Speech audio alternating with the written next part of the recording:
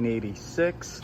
You've got 34-inch swing over your bed, 25-inch swing over your cross slide, 120 inches between centers, 4 1/8 inch spindle hole, inch of metric threading, hard ways, a 4-way tool post, a 4-jaw chuck, 2 axes of digital readouts, a live center in your tailstock, which is 2-speed, and a steady rest. Doug here is going to run her for you.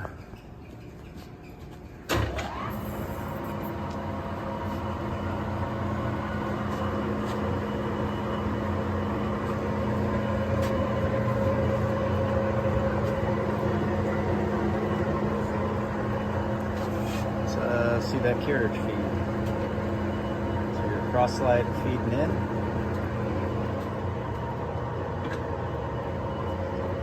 And reversed. There you go.